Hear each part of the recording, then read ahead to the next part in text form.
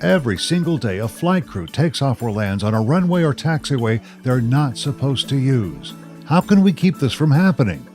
From the National Business Aviation Association, this is Flight Plan.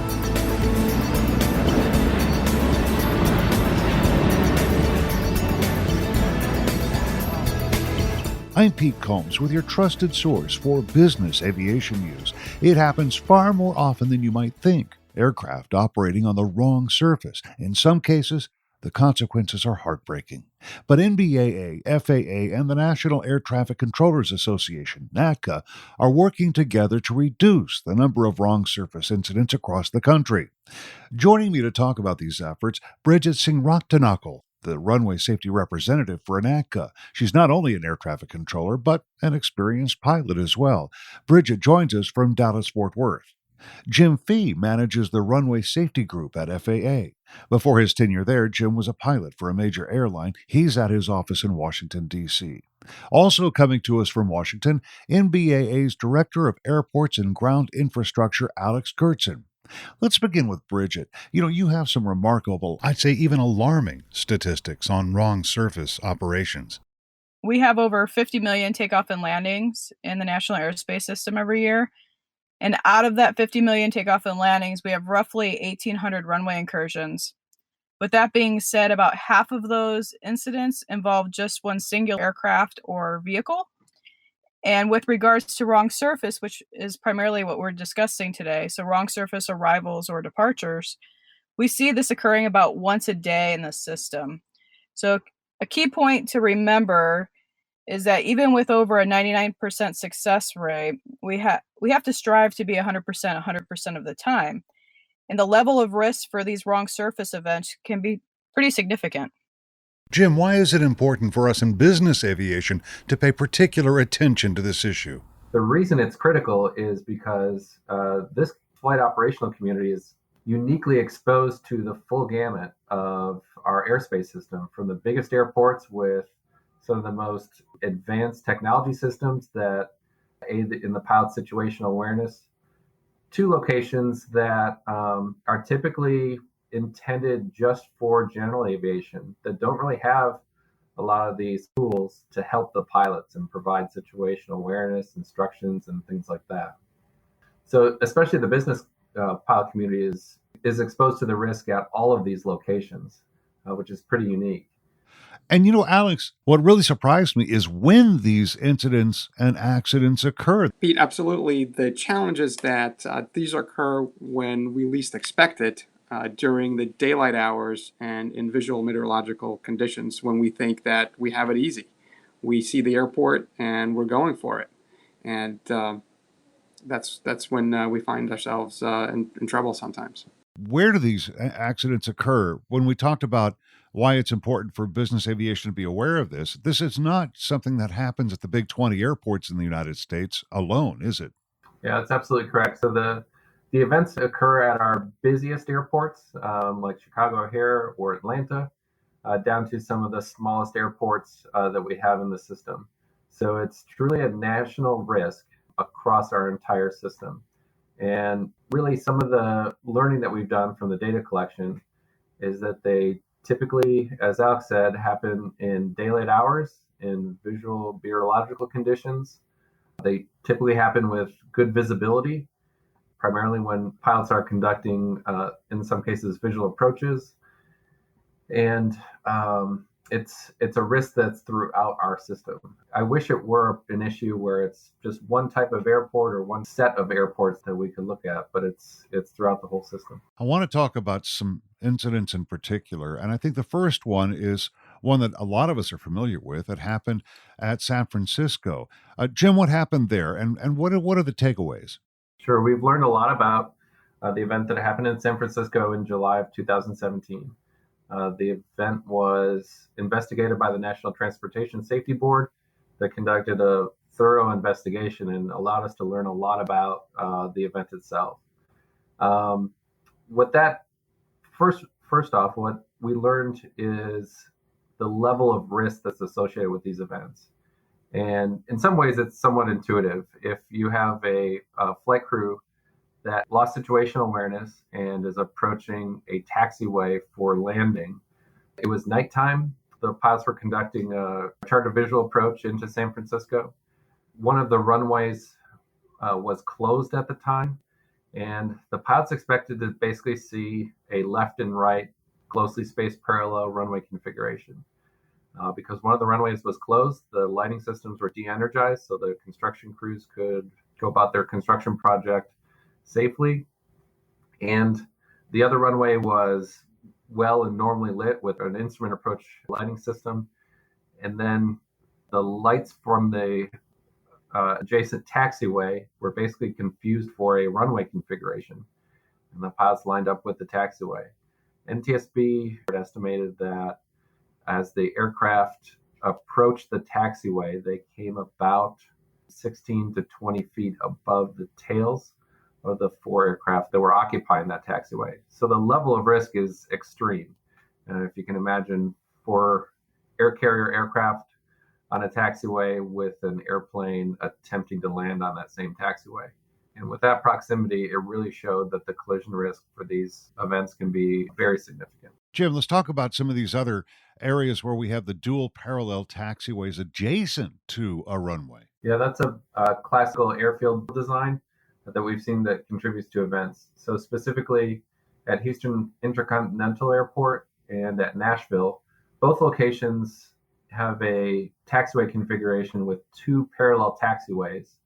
When we see a pilot that's kind of on the outboard taxiway or the one furthest from the runway, as they get towards the runway environment and get their takeoff clearance, they'll make basically the first left turn, which puts them on the adjacent parallel taxiway, not the runway. And they'll ultimately use that runway for the takeoff sequence or for departure. That configuration is an example where the airport geometry that's pretty common throughout our airspace system ends up contributing to the loss of situational awareness and ultimately departing on a taxiway as opposed to the runway. Well, Bridget, it's not just when you see parallel runways, but when you see offset parallel runways as well. I'm glad you brought that up. So what appears to be one of the contributing factors with wrong surface incidents is offset parallel runways. So if you look at the data across the NAS, what pilots tend to see first, or whichever surface happens to be closest to them, that's the surface that they're tending to land on. And we've seen that in particular at Lincoln and Boise. What role does lighting play in wrong surface landings? In the case of San Francisco, there was a difference in the expectations of the pilots, expecting to see two parallel runways that were lit for the nighttime operation. Instead, they only saw one, and then they saw some adjacent taxiway lighting systems, and they misconstrued those for the runway lights. So that's an example there where a construction project and changed the expected lighting configuration of an airport. Also, what we found in an example here would be Philadelphia, that an absence of lighting also contributes to the events. For example, in Philadelphia, I believe it's runway 35. It's not a precision instrument runway. It doesn't have the typical approach lighting configuration that you'd expect at some of the other runways in Philadelphia. When we were examining the lighting configuration, FAA Flight Program Operations that operates flight check aircraft flew a couple of practice approaches at night and videotaped it with a GoPro. And some of the comments from the pilot groups that were represented in the meeting described that the way they find that particular runway is they look for a black box or no lights, and that's what they use to align with until they get really close to the runway. As you can imagine, if you're first aligning with no lights and kind of the dark area that's in the vicinity of the runway, and then waiting to get closer to find the runway environment, that can contribute to events where pilots get confused and accidentally align with one of the adjacent taxiways, which has happened multiple times in Philadelphia. Bridget, I want to talk a little bit about tower visibility. Controllers can't always see which runway aircraft are lined up on from where they sit as well. That's an issue? With regards to tower visibility, it's almost an assumption bias. So One thing I want to make clear is, as a pilot, don't assume the controller can see you. We have close proximity runways throughout the NAS, in particular San Francisco. I mentioned Boise before, and we talked about Philly as well. So controllers may have a difficult time visually acquiring you out the window because of those close proximity runways. In some of those cases, the runways are about 500 to 700 feet apart. So it's very challenging for them to actually acquire what landing surface you're intending on landing on out the window. And then construction. Jim, that's a problem as well in some of these instances. Most airports, especially in the good weather months, spring, summer, the beginning of fall, have significant construction projects, which are associated with runway closures, taxiway closures. And with that, it adds complexity for the pilots to navigate that particular airport or taxi route and to stay vigilant and aware of where they are and where they should be.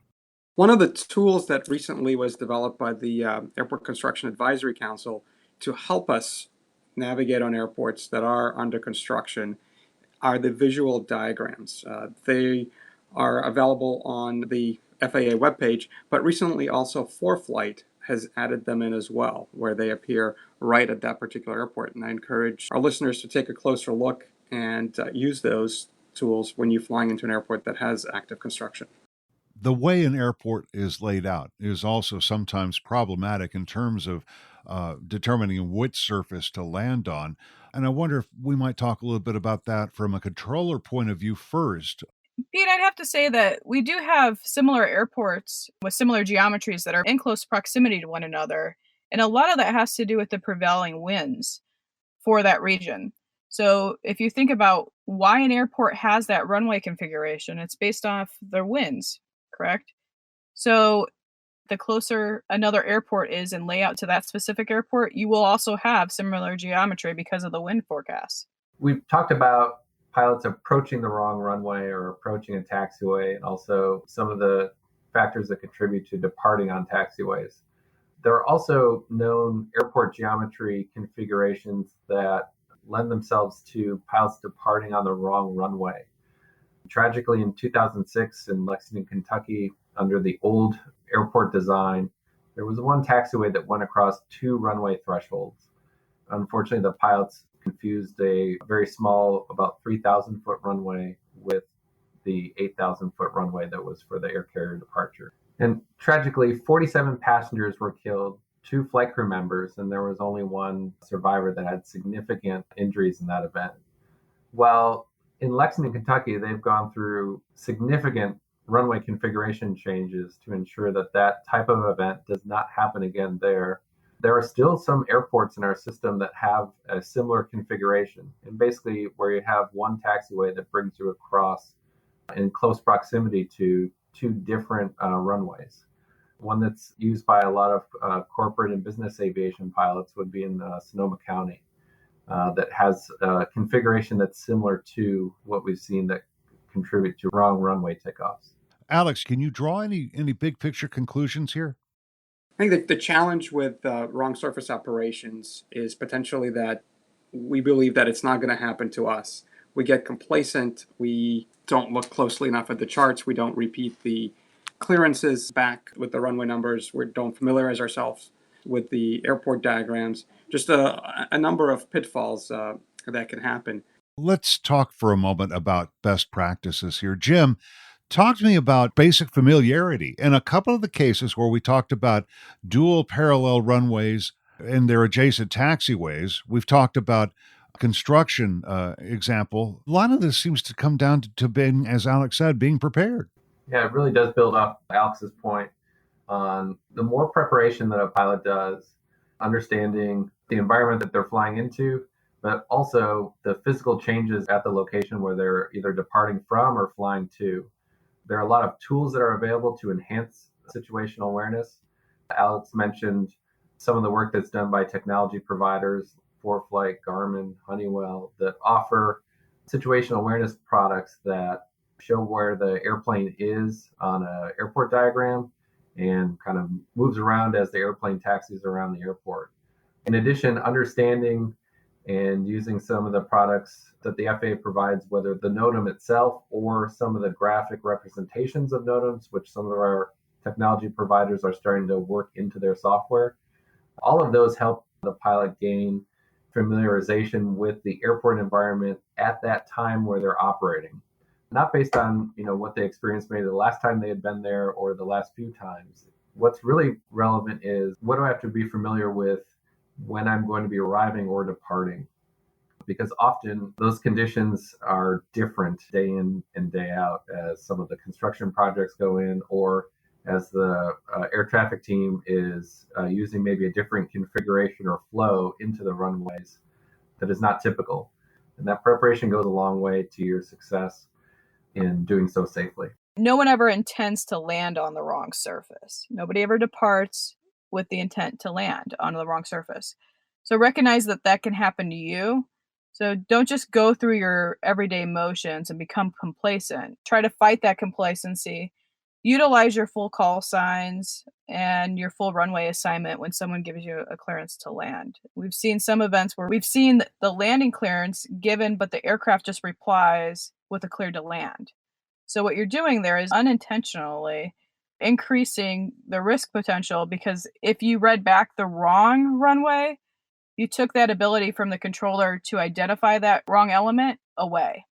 So please utilize your full call signs and your runway assignments in particular when you're receiving a clearance to land. Alex, I want to talk about instrument backup for just a second. I know that a lot of us use a flight management system, but a lot of us also have backups to that. And I'm thinking about maybe some of the old steam gauges that we still have on even the most advanced cockpit aircraft. When we're flying the visual approach, it's always prudent to tune in a localizer or put in the RNAV approach if it exists to that particular runway, so that we can get some instrument guidance and make sure that we're lined up with the correct surface at the correct airport. It's easy to get complacent, as Bridget was talking about, especially if we've been to that airport before, but potentially that day the conditions are different, the sun is in our face, and it's always good to have additional guidance. Jim, listening to the radios helps quite a bit, because that is another way to obtain and maintain situational awareness. Really, most of the best practices can be tied into what the pilots do day in and day out on every flight. You come up with a plan, you use the instruments and technology that's available to assist you in reducing your workload, things like putting in an instrument backup and using situational tools. As Bridget was mentioning, from an air traffic controller's perspective, using the proper phraseology, your full call signs, the full runway assignments, add in a redundant layer where now the air traffic team has an opportunity to find out if there's some confusion between what the clearance instructions are and what you're planning to conduct. And really, the active listening part just helps tie in all those normal operations to give you the biggest situational awareness picture. Listening to what other pilots are being cleared for, what aircraft you're following or is following you. All those things help to enhance and round out and complete the situational awareness picture. Typically, when used together, it makes for a normal and a safe flight that occurs 99% of the time. The reason why we're bringing out these best practices is typically it's when one of the links in the chain is not present, not working, or was just omitted because of complacency or fatigue or times like that. It's when something's missing in that normal flow is typically where we see these types of events. Bridget, there's also something called expectation bias. So in our system, our current system, we give pilots an expected runway, sometimes 50 plus miles away from the airport. But please realize that those feeder controllers, they're making the best educated guess on which runway you're going to actually receive. The controller who makes the ultimate decision is the final controller who clears you for the approach, and also the tower controller that's clearing you to land. So pay extra emphasis on those two segments there when you're getting cleared for the approach and when you're being cleared to land, to make sure that we're both on the same page. The decisions by the final controller as well as the tower controller are made based off of traffic that are moving on the ground as well as potentially in the air. And we have to be fluid and allow for changes to take place. But in particular, San Francisco is a prime example of an airport that has very little real estate for the amount of aircraft that they're moving around. So there are going to be changes sometimes from the runway that you were initially told to expect 50 plus miles away to the time where you get the approach clearance as well as that landing clearance. Make sure, double check, reconfirm that that is what you are lined up for. Well, now you're getting into gut feelings, spidey sense, if you will. And Bridget, that does play a part in trying to determine whether or not you're headed in the right direction, headed for the right surface. Yes, it does. The main part here is if something doesn't feel right, double check and reconfirm. If you have any doubt, ask air traffic control. And a key thing to remember here is your number one safety feature is that button. So just call me. Let's wrap this up. Alex, I want to talk a little bit about some of the resources we might have to maybe do a little more research on wrong surface landings and how to prevent them. The FAA has put together a great wrong surface video. It is on our website at nba.org/wrong surface. We're going to have a number of resources there, including the video, as well as the materials that NATCA provides on the best practices that we've talked about here. That's NBAA's Alex Gertzen, Director of Airports and Ground Infrastructure, along with NATCA Runway Safety Representative Bridget Singh-Raktanakul and FAA Runway Safety Group Manager Jim Fee. Alex mentioned it, but let me give you that web address again. For more information on wrong surface issues and the ways in which we're fighting to reduce them, go to nbaa.org/wrong surface. And that's the latest from the National Business Aviation Association. Remember, you can subscribe to all Flight Plan podcasts at Apple's iTunes website, at your favorite website for downloading podcasts, or from nbaa.org. I'm Pete Combs. Thanks for listening to Flight Plan.